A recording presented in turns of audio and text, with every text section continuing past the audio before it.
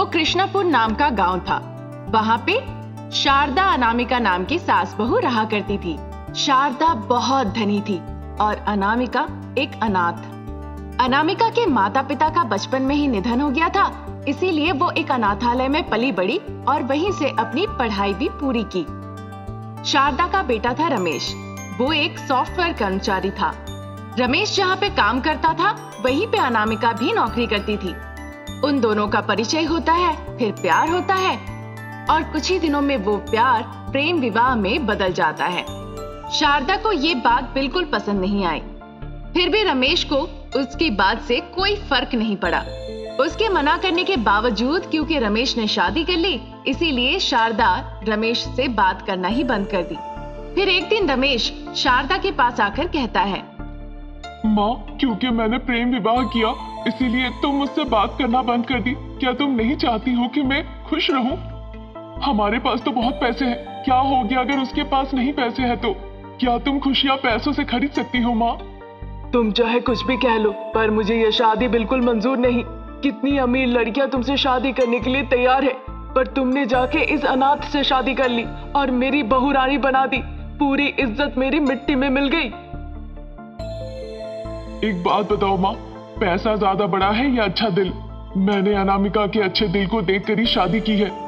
जैसा आपने कहा, अगर मैं अमीर लड़की से शादी कर लेता और फिर खुश नहीं रहता तो इस बात को समझ जाओ तो बेहतर है। खैर, मैं ऑफिस के लिए जा रहा हूँ। मेरे कहने के बावजूद तुम लोगों ने कुछ नहीं सुना और सब कुछ किया जो करना था। अब क्यों पूछ रहे हो? तुम लोग खुश हो ना, फिर मेरे बारे में क्यों इतना चिंता कर रहे हो? अरे ऐसा क्यों कह रही है माँ जी? हो सकता है मेरे पास पैसे नहीं है, पर मैं आप सभी का बहुत ख्याल रखूंगी, कोई कमी नहीं आने दूंगी। बहुत हो गया, अब चुप करो। मेरे बेटे को फंसा के शादी कर ली, अब तुम बड़ी बड़ी बातें कर रहे हो। क्या मिल गया तुम्हें मेरे बेटे से शादी करके? तुमने अपने जैसा ही किसी अनाथ से क्यों नहीं शादी की? ऐसा मत कहिए सासू माँ, आप दोनों मेरे लिए मेरे दो आंखों की तरह है। आप दोनों मुझसे जो कुछ करने को कहेंगे मैं करने को तैयार हूँ, बस मुझे स्वीकार लीजिए।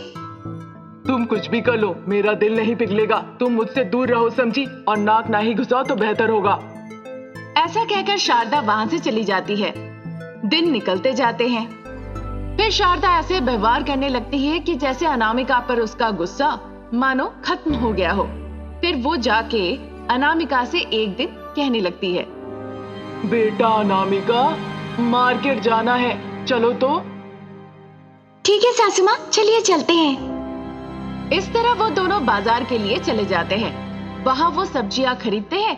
बाद में जब वो लौट के आ रहे थे, शारदा अनामिका को एक कार के नीचे धक्का देने की कोशिश करने लगती है। किस्मत से अनामिका को कुछ नहीं होता है और उसकी जान बच जाती है। फिर शारदा ये देखकर अनामिका के पास जाकर कहने लगती है, बाप रे, क्या हो गया था? अगर मैं थोड़ी देर हो जाती तो शायद तुम्हारी जान चली जाती। सावधानी पूर्वक चला करो। पता नहीं सासू माँ, कैसे मैं गिर गई अचानक से। ये सब कुछ बहुत अचानक से हुआ। चलो घर चलो, पता नहीं किसकी बुरी नजर हम पर लगी हुई है। ऐसा कहकर सास बहू घर लौट जाते हैं। घर पहुंचते ही सासू माँ एक बड़ा सा कद्दू ले आके अनामिका का नजर उतारती है। अगले दिन सुबह सुबह अनामिका और शारदा पहाड़ के ऊपर वाले मंदिर पे जाते हैं। ये एक बहुत ही खास मंदिर है। हम यहाँ पे जो मांगते हैं वो पूरा होता है। हाँ सासू माँ, आपके बेटे ने भी मुझे इस मंदिर के बारे में कई दफे बताया है, पर कभी जा नहीं पाई। आज आपकी वजह से मैं वहाँ पे जा पाऊंगी। सुना है पास में एक बहुत बड़ा तालाब है, बहुत सुंदर भी है। उसमें बहुत कमल खिलते हैं। चलो चल के देखते हैं। ठीक है सासू माँ, चलिए चलते हैं। दर्शन से पहले हम उस तालाब में नहा भी लेंगे, इससे सारा दोष मिट जाएगा। ऐसा कहकर वो दोनों तालाब में जाते हैं। सासू माँ तालाब के अंदर घुस जाती है और अनामिका को बिना बता के पानी के अंदर से अनामिका के पैर को नीचे की तरफ खींचने लगती है। जैसे तैसे करके अनामिका शारदा के हाथ से बच निकलती है। जब अनामिका निकल आती है तालाब से, वो देखती है शारदा तालाब किनारे बैठी है। ये देखकर अनामिका समझ नहीं पाई कि तालाब के अंदर उसे मारने की कोशिश कौन कर रहा था आखिर में। घर पहुंच के अनामिका रमेश से सारी बातें कहती है। अजी, आजकल मुझे कोई मारने की कोशिश कर रहा है, पर अभी तक तो कोई मेरा दुश्मन ऐसा है नहीं। तुम्हें इस तरह से कौन मारना चाहेगा? हो सकता है कि ये कोई दुर्घटना थी। तुम छोटी छोटी बात को लेकर इतनी चिंतित मत हो। ठीक है, आप जल्दी से हाथ पैर धो आइए, मैं खाना लगाती हूँ। फिर वो सब खाना खा के सोने चले जाते हैं। शारदा कुछ दिनों के लिए अनामिका को मारने की जो कोशिश कर रही थी उसे वो टाल देती है। इस बार कोशिश किसी भी तरह का संदेह पैदा नहीं करेगा, ये सोचकर वो एक सपेरे से मिलती है और उसे कहती है कि अनामिका के ऊपर वो एक जहरीला सांप फेंक दे। ऐसा कहने के बाद 2-3 दिन निकल जाते हैं। फिर शारदा कहती है, काफी दिन हो गए हैं, खेत का काम देखने नहीं गए हैं, चलो चलते हैं। ठीक है सासू माँ, मुझे भी हरे हरे खेत बहुत पसंद है, चलिए चलते हैं। जैसे वो दोनों खेत जाने लगते हैं, शारदा उस सपेरे को इशारा करती है और वो सांपों को लाके अनामिका के चारों तरफ फेंक देता है।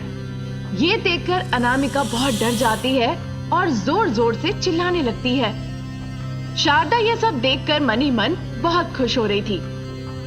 तब तक आसपास के सभी किसान वहां आ जाते हैं। वो सभी मिलके सांपों को मार डालते हैं और अनामिका को बचा लेते हैं। उसके बाद वो दोनों घर की तरफ लौट जाते हैं। दुर्भाग्य से उन सांपों में से एक सांप आके शारदा को काट लेता है। अनामिका फौरन प्राथमिक उपचार करती है और शारदा को बचा लेती है। ये देखकर शारदा की आंखों में आंसू आ जाते हैं और वो अनामिका से कहती है, मैंने तुम्हें मारने की कोशिश की पर तुमने मेरी जान बचाई। ये उधार मैं कभी नहीं चुका पाऊंगी, मेरी सोने जैसी बहू। इस तरह खुश होकर शारदा अनामिका से कहती है। फिर दोनों मुस्कुराते हुए घर लौट जाते हैं। वीरपुर नाम का एक गांव था। वहां अनामिका और शारदा सास बहू रहा करती थी। अच्छे परिवार से थे वो। घर पे कोई पुरुष सदस्य ना होने की वजह से ये उनके लिए अभिशाप जैसा हो गया। अनामिका खेत में काम करती थी और जो पैसे कमाती थी उससे अपनी बीमार सास और बच्चों का देखभाल करती थी। ऐसे ही दिन निकल रहे थे।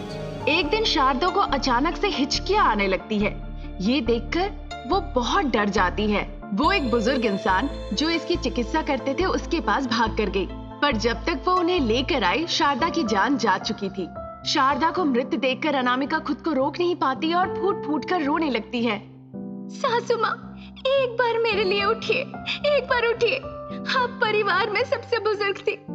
आप हमें अगर इस तरह से छोड़ के चले जाएंगे तो हम कैसे जिएंगे? इस तरह वो सिसक सिसक के रोने लगी। लाश को देखने के लिए आसपास के पड़ोसी तक उनके यहाँ नहीं आए, क्योंकि वो बहुत दरिद्र परिवार से थे। उनके कोई रिश्तेदार भी नहीं थे जो उनसे मिलने आए। इसीलिए सभी को लगने लगा शारदा की मृत्यु कुष्ठ व्याधि से हुआ और इस वजह से डर के मारे वो उनके पास भी ना आए। अनामिका बहुत देर तक रोती रही। फिर गांव के डॉक्टर साहब कहने लगे, यहाँ शव है ये जान के भी कोई नहीं आ रहा है। ज्यादा देर तक ऐसे ही रखने से बदबू आने लगेगी। मैं अब ऐसे ही बुजुर्ग हूँ, ज्यादा मदद तो नहीं कर पाऊंगा। ऐसा कहकर वो उसके हाथ में कुछ पैसे देते हैं और फिर वहां से वो चले जाते हैं। अनामिका को बहुत बुरा लगता है। फिर वो अपने बेटे को पेट से बांधती है और सासू माँ की लाश को कंधे से उठाकर शमशान घाट तक ले जाती है। पड़ोसियों को उसकी परिस्थिति देखकर बहुत दुख तो होता है, पर कोई ऐसा नहीं होता है जिसकी सहायता करने की फितरत हो। बेचारी अनामिका बहुत दूर तक उस लाश को खींचते हुए वो फिर शमशान घाट पहुंचती है। लाश को नीचे रख के वो कहती है, सासू माँ, हमारी मदद के लिए कोई नहीं आया, क्योंकि हम गरीब परिवार में पैदा हुए हैं ना, यही हमारा पाप है। मैं बस आपके लिए इतना ही कर सकती थी। डॉक्टर साहब ने जो पैसे दिए थे, अनामिका उससे जलाने की लकड़ियां खरीद ले आती है। उन लकड़ियों से जलाने की चिता बनाकर वो तैयार कर लेती है। फिर उसमें वो अपनी सासू माँ को सुलाती है और दाह संस्कार करती है। बाद में वो दुखी मन से अपने बच्चे को लेती है और घर लौट जाती है। लेकिन घर लौटने के बाद वो बस एक ही बात सोचे जा रही थी, कल अगर मेरी मौत हो जाती है तो ये लोग मेरे साथ भी ऐसा ही करेंगे। गरीब होना कोई पाप नहीं, हम बहुत परिश्रम करते हैं पैसे कमाने के लिए। जो पैसे कमाते हैं वो दवाइयाँ और बाकी चीजों में खर्च होते हैं और पैसे ऐसे ही निकल जाते हैं। लेकिन आखिरी वक्त में सासू माँ के अंतिम संस्कार के वक्त सिर्फ मैं ही थी। ये सोचकर वो बहुत दुखी हुई। फिर दिन निकलते गए। पहले जैसा अनामिका काम पे जाने लगी। बीच रास्ते में उसे एक अनाथ लाश मिलती है। वहां पे बहुत सारे इंसान घूम तो रहे थे, पर उस लाश को देखकर कोई उसके पास आ नहीं रहा था। अनामिका वहां पे जाती है और वो अपने पैसे खर्च करके उस लाश का अंतिम संस्कार कराने का फैसला लेती है। फिर उस लाश को शमशान ले जाकर अंतिम संस्कार कर देती है। ये सब देखकर उसे बहुत बुरा लगता है। ऐसे बहुत से इंसान हैं जिनका कोई नहीं है देखभाल करने। ऐसे कैसे? मुझे सोचना चाहिए। ऐसे लोगों के लिए मैं खड़ी रहूंगी। पर अच्छा होता अगर मुझे कहीं से कुछ सहायता मिल जाती तो मैं अच्छे से कर पाती। फिर जो पैसे वो कमाने लगी उसे बड़ी सोच समझ के खर्च करने लगी अनामिका। फिर उसके आसपास के जगह में अगर कोई बेनामी लाश मिलती थी तो अनामिका उसे शमशान घाट ले जाती थी और उसका अंतिम संस्कार कराती थी। ऐसे पूरे गांव में धीरे धीरे लोग अनामिका का नाम जानने लगे। इस तरह वो बेनामी लाशों की जिम्मेदारी लेने लगती है और लोग भी उसे बेनामी लाशों के रक्षक के नाम से बुलाने लगते हैं। लोग उनके बारे में चर्चा करने लगते हैं। हमारे ग्रंथ को अपमान किया जा रहा है। एक महिला होकर यह दाह संस्कार कर रही है। इस तरह वो उसके बारे में तर्क वितर्क करते हैं। ये सारी बातें सुनकर अनामिका कहती है, ईश्वर ने मर्द और औरत के बीच में कोई फर्क नहीं बनाया। ये फर्क जो बनाया है वो इंसान ने बनाया है। ईश्वर की नजर में सभी समान महत्वपूर्ण हैं, चाहे वो पुरुष हो या महिला हो। जो लोग अकेले हैं मैं उनकी सहायता करने की कोशिश कर रही हूँ ताकि वो ईश्वर से जुड़ सके। भले ही आप मुझे मदद ना करें फिर भी ठीक है, पर बीच में आगे हस्तक्षेप करने की कोशिश ना करें। इस तरह वो सभी को मुंह तोड़ जवाब देती है। इस बीच एक फोटोग्राफर वहां पे आता है और उसकी तस्वीर ले लेता है। वो एक पत्रकार था। वो उसके बारे में बहुत ही प्रेरक लेख लिखता है और उसका नाम अखबारों में प्रसिद्ध हो जाता है। लोग उसे अभिनंदन देने लगते हैं। उसका नाम सरकार तक पहुंच जाती है। फिर उसकी प्रशंसा करते हुए सरकार उसे पैसे भी भेजते हैं। ये जानने के बाद जो लोग अच्छे मन के थे वो पैसे देकर उसे सहायता करने की कोशिश करने लगे। फिर अनामिका उन पैसों से एक आश्रम बनाती है। अनामिका आसपास के गांव में जितने लोग लाचार थे, भीख मांगते थे, बुजुर्ग थे, उन सभी को वहां ले आती है और अच्छे से पेट भर के सभी को खाना खिलाती है। सभी लोग इस बात से बहुत खुश होते हैं। वहां आकर सभी ने एक साथ मिलके एक नया परिवार बनाते हैं। अपने खून के सारे सगे संबंधियों को छोड़ के नए लोगों के साथ रिश्ता जोड़ते हैं और खुशी खुशी रहने लगते हैं। ये देखकर अनामिका को बहुत खुशी मिलती है। हे ईश्वर, ये सबसे मैं बहुत खुश हूँ क्योंकि मुझे पता है ये सब देखकर सासू माँ की आत्मा को शांति जरूर मिल रही होगी। अनाथ लाश होके कोई ना मरे। उनके मन में ये सुखद विचार होना चाहिए कि उनके लिए कोई है और खुशी खुशी ईश्वर के पास जाना चाहिए। ऐसा कहते हुए उसके आंखों से आंसू आ जाते हैं। फिर वो अपनी सासू माँ और ईश्वर को याद करने लगती है। बाद में सबके साथ मिलके वो खुशी खुशी जीवन व्यतीत करने लगती है।